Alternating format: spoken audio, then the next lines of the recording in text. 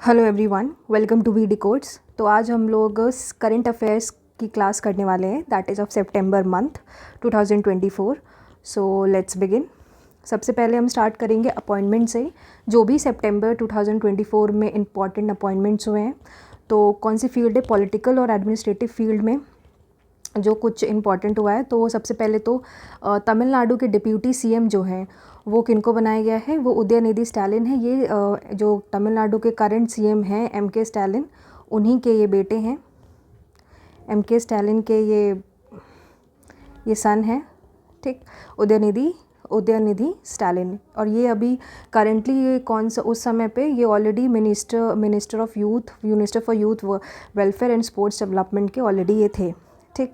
Next appointment है सशस्त्र सीमा बल, दैट इज़ एसएसबी। इनके जो नए डीजी अपॉइंट हुए हैं वो अमित मोहन प्रसाद जी हैं। नेक्स्ट है DG of narcotics control bureau, तो वो अनुराग गुप्ता हैं। इम्पॉर्टेंट है ये क्योंकि ये एसएससी में स्टैटिक जीके के हिसाब से बहुत डायरेक्ट क्वेश्चन पूछ लेता है कि नया एसएसपी के नए डीजी कौन है, नारकोटिक्स के नए डीजी कौन है, तो दैट इज़ अनुराग गुप्ता। और दिल्ली के नए चीफ सेक्रेटरी बने हैं जिनका नाम धर्मेंद्र है, बहुत ही कॉमन नेम है।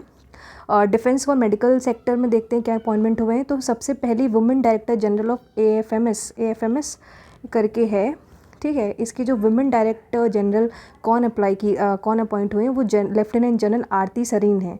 ये सबसे पहली महिला हैं, ठीक है, विमेन हैं जिनको डीजी बनी है एएफएमएस की। नेक्स्ट है पुलिस और इंटरनल अफेयर्स में जो NCRB, that is national crime records bureau, इनके डायरेक्टर कौन बनाए गए, आलोक रंजन बनाए गए हैं। और एनसीआरबी जो इसका हेडक्वार्टर कहाँ पे, दिल्ली में है, और ये 1986 में इस्टेब्लिश हुआ था, ठीक। एक डायरेक्टर ऑफ सरदार वल्लभ भाई पटेल नेशनल पुलिस एकेडमी, जहाँ पे जब लोग आईपीएस बनते हैं तो जहाँ पे ट्रेनिंग होती है, जिसका हम हैदराबाद में जो है, उसके जो डायरेक्टर बने हैं एक आईपीएस ऑफिसर हैं अमित गर्ग, इनको बनाया गया है। फिर कोलकाता के पुलिस कमिश्नर कौन बने, मनोज कुमार वर्मा जी बने। ये कब हुआ था, सितंबर का है। तो अगर आपको याद हो कि लास्ट ईयर अगस्त के टाइम पे एक ब्रूटल रेप केस हुआ था, तो उसी के तहत नए कमिश्नर अपॉइंट किए गए थे, कोलकाता में ही हुआ था।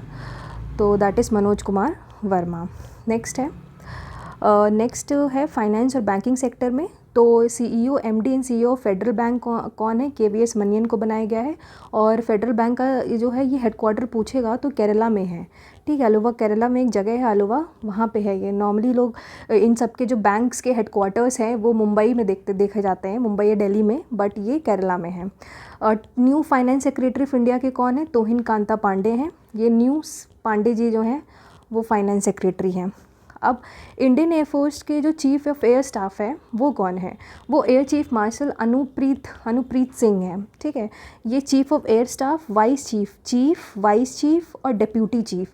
हालांकि ये जो पॉइंट है वो आप स्किप भी कर सकते हो, ठीक है, बट ये आप याद रखिएगा कि एयर स्टाफ के चीफ कौन अनुप्रीत सिंह है, और वाइस चीफ कौन है, एसपी धरकर, और डिप्यूटी चीफ कौन है, तेजिंदर सिंह, ठीक। जुडिशरी में कुछ अपॉइंटमेंट्स हुए हैं, जैसे झारखंड हाई कोर्ट के चीफ जस्टिस जो बने हैं वो रामचंद्र राव, और दिल्ली हाई कोर्ट, ये कुछ इंपॉर्टेंट है, मनमोहन। तो आप मनमोहन सिंह से याद कर सकते हैं कि मनमोहन को दिल्ली हाई कोर्ट का चीफ जस्टिस बनाया गया है। कुछ इंटरनेशनल ऑर्गेनाइजेशंस पे देखते हैं कि ये इंपॉर्टेंट है। हम जैसे अगर आ जाएगा president of Olympic council of Asia, तो अगर ऑप्शन में अगर पीटी ऊषा होंगी तो अब हम उन्हें मार्क करके आ जाएंगे, जो कि गलत है। आंसर है रणधीर सिंह, क्योंकि हम कभी भी ऐसे पढ़ते हैं कहाँ, जहाँ भी ओलंपिक का नाम है और कोई इंडियन दिख जाए तो हम पीटी ऊषा लगा देंगे, तो बट द आंसर है रणधीर सिंह। और दूसरा क्वेश्चन है, ये इंपॉर्टेंट है, chairman of Asian organisation of supreme audit institution, जो 2024 से 27 तक के बीच में बनाया गया है, तो दैट इज़ जीसी मुर्मू। ये अभी करेंटली कैग भी हैं, कॉम्प्ट्रोलर और ऑडिटर जनरल ऑफ इंडिया भी हैं ये, ठीक। फिर पार्लियामेंट्री ऑफिशियल लैंग्वेज कमेटी के चेयरमैन अमित शाह, इनको रिन्यू किया गया है। ये पहले भी यही थे, अभी भी यही इनको रिन्यूअल किया गया सितंबर मंथ में 2024 में। Indian ambassador of ITTF foundation, यहाँ पे टेनिस की बात कर रहा है, तो टेनिस के एक बहुत ही फेमस खिलाड़ी हैं, बहुत ही अच्छे खिलाड़ी, शरद कमल, इनको बनाया गया है इंडियन एम्बेसडर।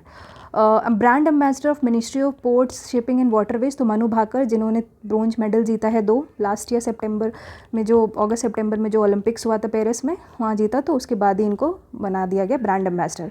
इंपॉर्टेंट ये है, first women fighter pilot to fly LCA Tejas, that is Mohana Singh.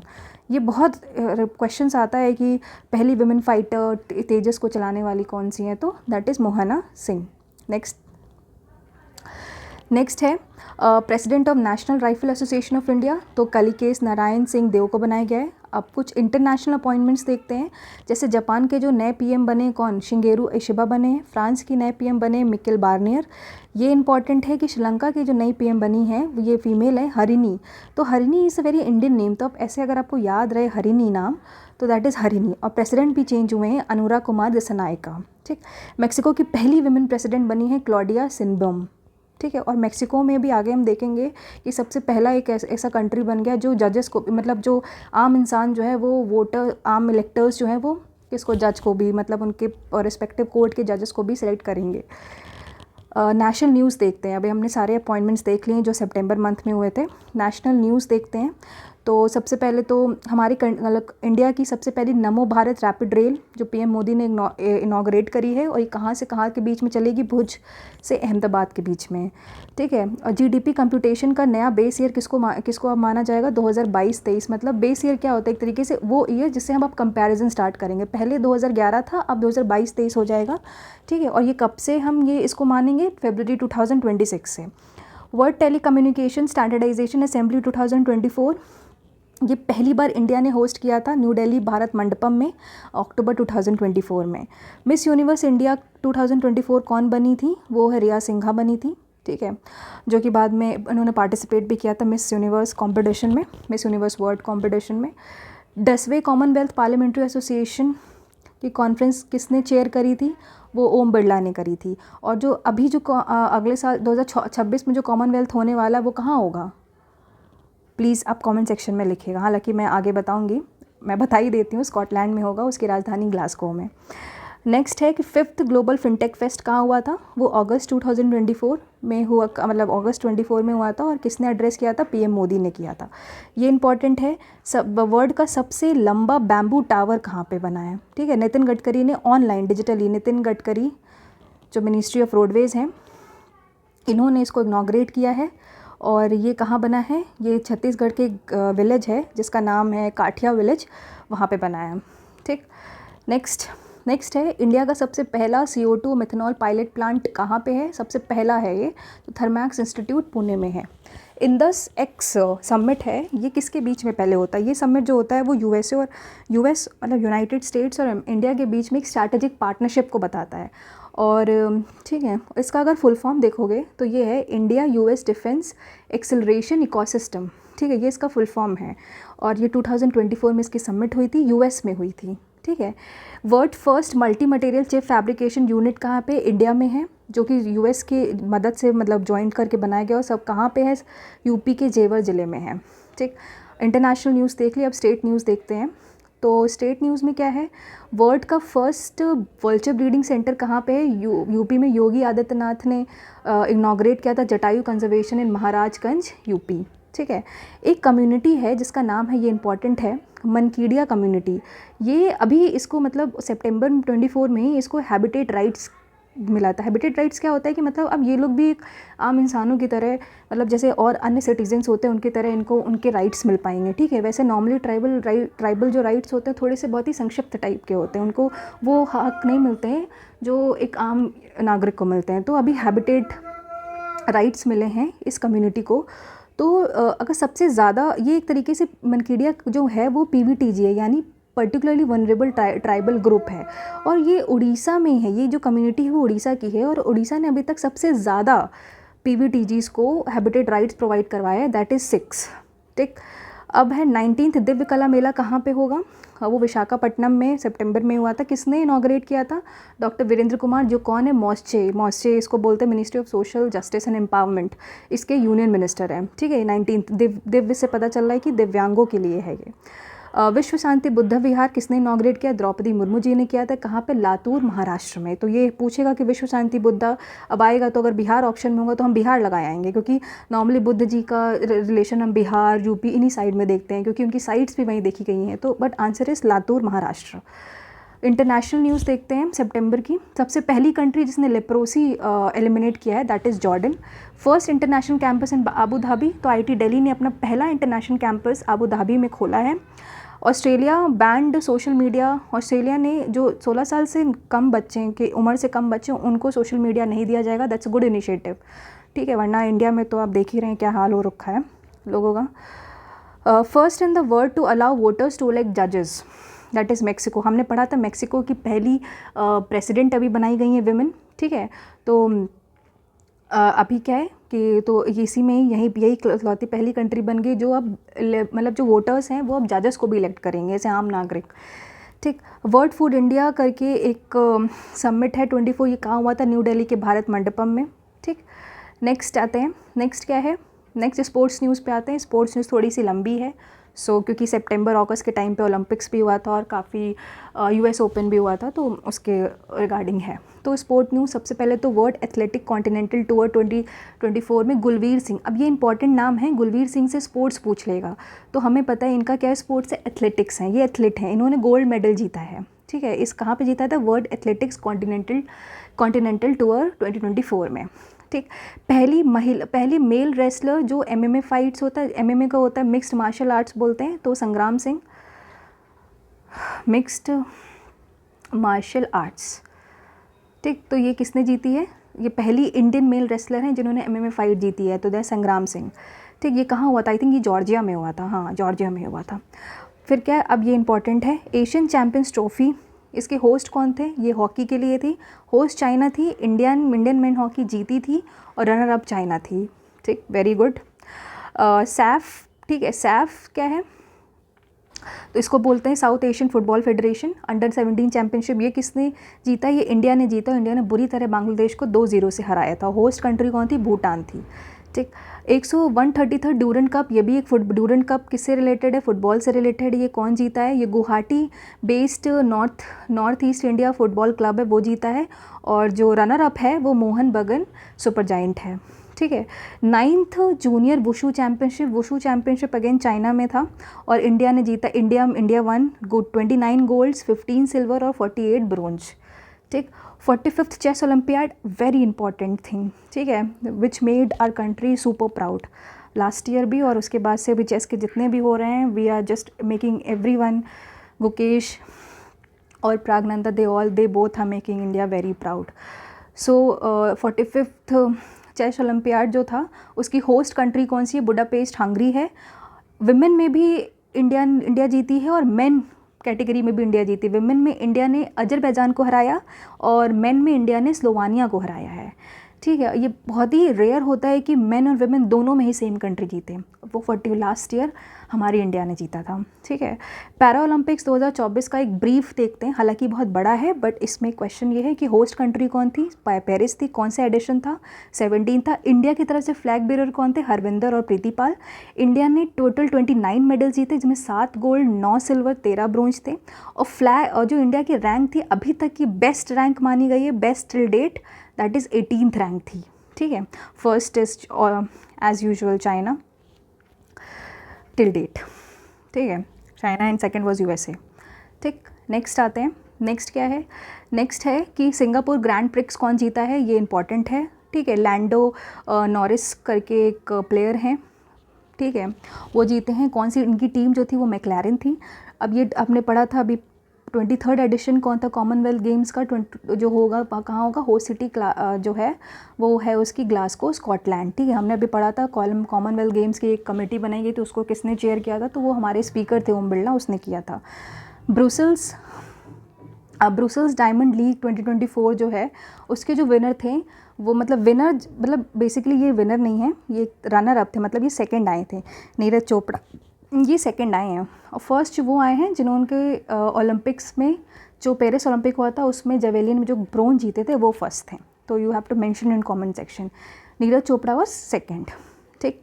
अनमोल खर्ब हैं, अनमोल खर्ब ये इंपॉर्टेंट नाम है, ये पूछ लेगा कि अनमोल खर्ब कौन से स्पोर्ट से रिलेटेड है, तो ये बैडमिंटन से रिलेटेड है। ये एक प्रोडिजी हैं बैडमिंटन में, चाइल्ड प्रोडिजी, जो कि बेल्जियन इंटरनेशनल बैडमिंटन टूर्नामेंट भी जीते हैं और पॉलिश इंटरनेशनल बैडमिंटन टूर्नामेंट भी इन्होंने जीता है, 2024 में हुआ था, ठीक। अब ये एक इम्पॉर्टेंट है, जैसे अभी रिसेंटली विम्बल्डन हुआ है, ठीक है, वैसे ही सितंबर के महीने में होता है US Open, that is men's grand slam title. तो इसकी विनर कौन है? जैनिक सिनर हैं इटली के और इन दोनों ने यूएस को ही हराया है, मतलब मेल ने भी यूएस को हराया है और फीमेल ने भी यूएस को हराया है। विमेन की कौन थी? अरेना सेबेलेंका बेलारूस से, ठीक है। कुछ इंपॉर्टेंट बुक्स देखते हैं जो सितंबर 24 में रिलीज़ हुई हैं। जैसे एक ऑथर पूछ सकता है कि mother Mary comes to me, इनकी ऑथर है Arundhati Roy, very disputed author और कंट्रोवर्शियल ऑथर है बल्कि ये। और एक बुक है from oil to lithium navigating the future of energy, इनकी इसके राइटर हैं कुलदीप गुप्ता। डेज़ और थीम्स देखते हैं सितंबर की। तो इंटरनेशनल लिटरेसी डे जो है वो 2024, पहले तो ये पता होना चाहिए कि 8 सितंबर को मनाया जाता है और इसकी जो थीम रही है वो प्रमोटिंग मल्टीलिंगुअल एजुकेशन, ठीक। ओजोन डे हमें पता होना चाहिए कि 16 सितंबर को मनाया जाता है और इसकी जो थीम है Montreal protocol advancing climate action. अभी कुछ मतलब आई थिंक लास्ट ईयर भी थीम्स के बारे में मेंस में क्वेश्चन CHSL में भी पूछा गया था और सीजल में भी पूछा गया था। मुझे यहाँ तक याद है कि CHSL में कुछ विजिलेंस वीक करके होता है दिसंबर में, उसका कुछ थीम पूछा गया था I think, as far as I remember. तो थीम्स इंपॉर्टेंट बन जाती हैं अपने आप में, ठीक है। तो लिटरेसी डे हमें पता है कि 8 सितंबर को है और ओजोन डे जो होता है वो 16 सितंबर को मनाया जाता है, ठीक। नेक्स्ट देखते हैं नेशनल हिंदी डे जो होता है 14 सितंबर को मनाया जाता है और इसकी जो थीम थी international day of democracy. Sorry इसकी थीम ये नहीं है, सॉरी ये कोई थीम है, ठीक। इसकी कोई थीम अभी ऐसे नहीं है। 66 नंबर है इंटरनेशनल डे ऑफ डेमोक्रेसी, ये 15 सितंबर को मनाया जाता है और इसकी जो थीम है वो AI as a tool for good governance, ये इसकी थीम है, ठीक। नेक्स्ट है कुछ मिलिट्री एक्सरसाइजेस देख लेते हैं जो इंडिया और दूसरे नेशंस के बीच में होती है। जैसे वरुण एक्सरसाइज, वरुण जो है वो इंडिया और फ्रांस के बीच में है, ये एक नेवल एक्सरसाइज है। अल नज़ाह जो है इंडिया ओमान के बीच में है, वो मिलिट्री एक्सरसाइज है। युद्ध अभ्यास जो कि इंडिया US के बीच में, ये मिलिट्री एक्सरसाइज है। काजन्स हमें देख के लग रहा होगा इंडिया और कजाकिस्तान मिलिट्री, ये सभी एक्सरसाइज जो हुई हैं वो सितंबर के महीने में हुई हैं, ठीक है। अब कुछ स्पेस और डिफेंस रिलेटेड न्यूज़ क्या है। क्रू 9 है जो नासा और SpaceX ने मिल के इस मिशन को भेजा है। क्या पर्पस था? ताकि जो हमारे 2 एस्ट्रोनॉट्स फंस गए थे, सुनीता विलियम जी और बच विलमोर, इनको वापस लाने के लिए, ठीक है। एक और इम्पॉर्टेंट न्यूज़ जैसे हो गई कि आयुष्मान भारत प्रधानमंत्री जन आरोग्य योजना जो है वो वर्ल्ड की largest government funded health insurance scheme बन गई है, ठीक है। ये इम्पॉर्टेंट है, ठीक। अब कुछ स्कीम्स देखते हैं जैसे bio right scheme. Bio right scheme का इम्पॉर्टेंट इसमें ये है कि वो तुमसे पूछ लेगा कि इसमें R का फुल फॉर्म क्या है। तो इस बायो से तो बायोटेक्नोलॉजी हो गया, R से research innovation development and entrepreneurship, ठीक है। Research innovation development and entrepreneurship. E से कन्फ्यूजन लगा के पूछ भी सकता है, E से कहेगा कि इन्वायरमेंट एक्सचेंज। अब हम लोग बायोटेक्नोलॉजी से E से हम एनवायरमेंट आएगा तो एनवायरमेंट ही लगा के आएंगे, एंटरप्रेन्योरशिप दूर दूर तक सोच नहीं पाएंगे क्योंकि ये सोच ही नहीं सकते हम। तो ऐसे में आपको पता होना चाहिए कि E का मतलब एंटरप्रेन्योरशिप है। PM जुगा स्कीम है, ये ट्राइबल्स के लिए स्कीम है, दैट इज़ प्रधानमंत्री जनजाति को ट्राइब भी बोलते हैं, उन्नत ग्राम अभियान, ये रिलेटेड थी ट्राइबल स्कीम, ठीक है। नेक्स्ट है अवार्ड्स देखते हैं। जैसे कि अवार्ड्स तो सितंबर में हुआ था। अपार्ट फ्रॉम आईफा, मैंने आईफा नहीं लिखा है बिकॉज आईफा जो अवार्ड्स हुए थे वो बहुत ही चर्चित हैं बिकॉज हर साल वो चेंज होते रहते हैं। So I haven't mentioned it IIFA, but important award मैंने बताया है, that is Ramon Magsaysay award, जिसे हम एशिया का नोबेल प्राइज़ भी बोलते हैं।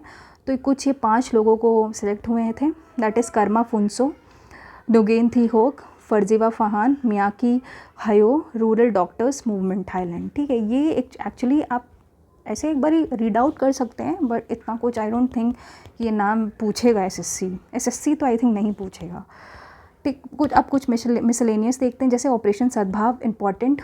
जैसे जो अभी क्या हुआ था कि एक टाइफून आया था यागी करके, वो कुछ जैसे म्यांमार, लाओस और वियतनाम में ये टाइफून आया था, तो वहाँ पे ह्यूमैनिटेरियन असिस्टेंस प्रोवाइड करने के लिए इंडिया ने ऑपरेशन सद्भाव चलाया था। क्वाड की मीटिंग लीडर समिट 2024 की होस्ट कंट्री कौन थी? एशिया। तो क्वाड में बेसिकली आते कौन कौन हैं? तो US आता है, ऑस्ट्रेलिया आता है और जापान और इंडिया, ठीक है। पोर्ट प्लेयर का नया नाम रखा गया श्री विजयपुरम, ठीक, ये अमित शाह ने चेंज किया था। और पुणे एयरपोर्ट का नया नाम, जो महाराष्ट्र के जो डिस्ट्रिक्ट है पुणे, सिटी है पुणे सॉरी, उसका जो नया नाम बनाया गया है वो जगत गुरु संत तुकाराम महाराज पुणे इंटरनेशनल एयरपोर्ट, ठीक है। तो this is it. I think मैंने ऑलमोस्ट पूरी कोशिश करी है कि सारे important points, important current affairs सितंबर मंथ के कवर हो गए हैं उसमें। एंड इसकी PDF मैं टेलीग्राम में, अपने टेलीग्राम जिसका लिंक मैं डिस्क्रिप्शन में डाल दूँगी, उसमें मैं PDF शेयर कर दूँगी आपसे। And if you people agree और कमेंट सेक्शन में लिखिएगा कि अगर आपको इसका MCQ वर्जन चाहिए या फिर आपको वन लाइनर चाहिए, ताकि आप उसको as a practice set solve कर सको, ठीक है, तो मैं वो भी PDF आपको प्रोवाइड कर दूँगी इसके वन लाइनर्स बना के। So please mention in comment, और मैं टेलीग्राम पे आपको शेयर कर दूँगी। सो इस PDF को लेने के लिए आपको टेलीग्राम चैनल सब्सक्राइब, मतलब टेलीग्राम चैनल से ही लेना पड़ेगा। सो मैं जिसका डिस्क्रिप्शन अपने कमेंट सेक्शन में या डिस्क्रिप्शन जो है मैं डिस्क्रिप्शन में डाल दूँगी। So thank you guys for watching the video. Hopefully मैंने बहुत ही क्रिस्प वे में आपको बताया है, और ये बहुत इंपॉर्टेंट भी है फॉर द एग्ज़ाम पर्सपेक्टिव, चाहे वो सीजल का हो, सिलेक्शन फेज़ हो, MTS हो, कोई भी हो, ठीक है। So I hope guys you people will like this video, and मिलते हैं next current affairs, that is next month October 2024 के। Till then take care, stay safe, and all the very best for the respective exams, and thank you guys.